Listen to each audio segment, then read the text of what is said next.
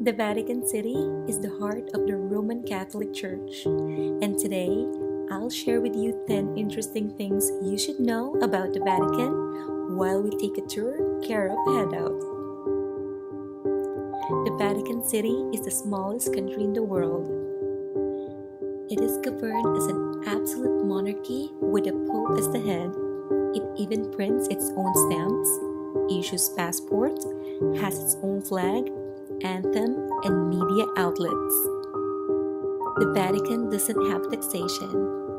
The revenue is mainly from museum admission fees, stamp and souvenir sales, and contributions. The Cold War between the Church and the Italian government. For nearly 60 years, the popes refused to leave the Vatican.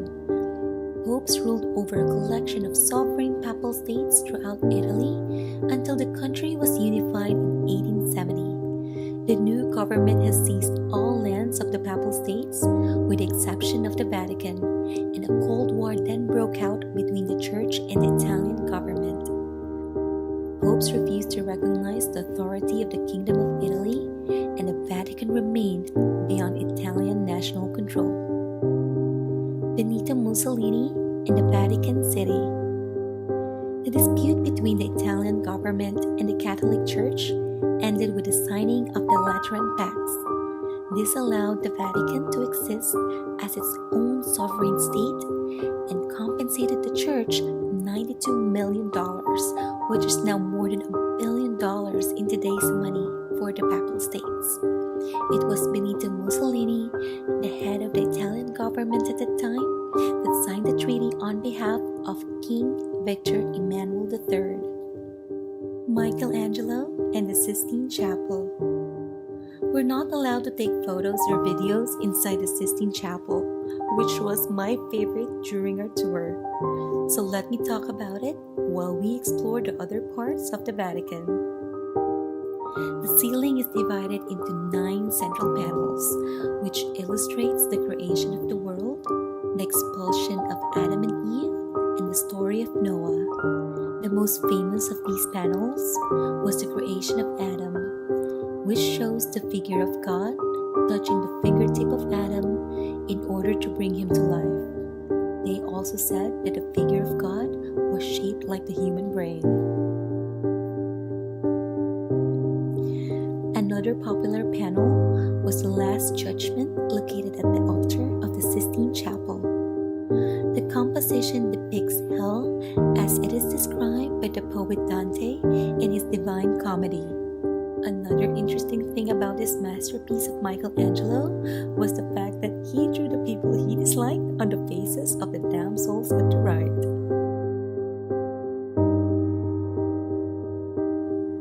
Not only the Vatican museums, but the whole country has been declared a UNESCO World Heritage Site since 1984. Raphael Rooms and the School of Athens. One of the most famous paintings in the Raphael Rooms is the School of Athens, representing philosophy and science and other disciplines. It is in part a homage to some of the most important artists and scholars active at the Papal Court at the beginning of the 16th century.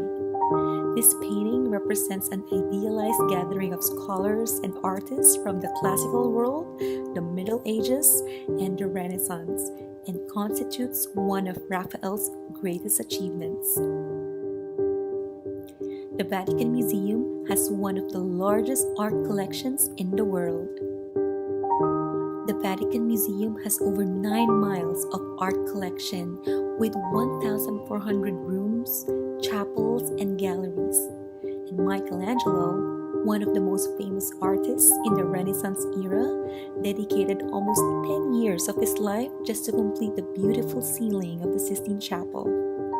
Another notable creation of his was the Pieta, which is protected by a bulletproof glass located in St. Peter's Basilica.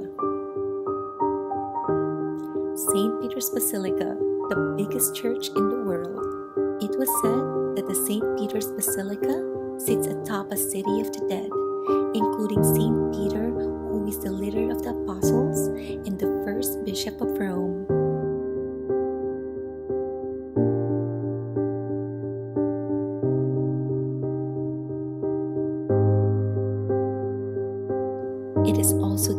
oldest church in the world.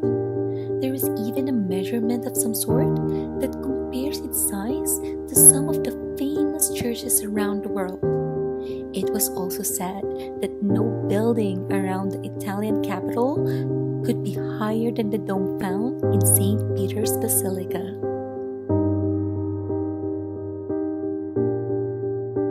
The Swiss Guard of the Vatican City.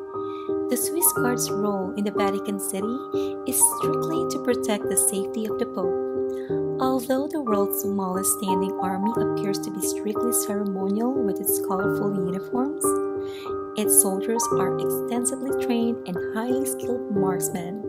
And yes, the force is entirely comprised of Swiss citizens. That wraps up our tour of the Vatican, and I hope you learned something new today. I would love to hear your thoughts and feedback about today's episode in the comment section below. If you're new, feel free to subscribe to be notified of my next one. See you next time!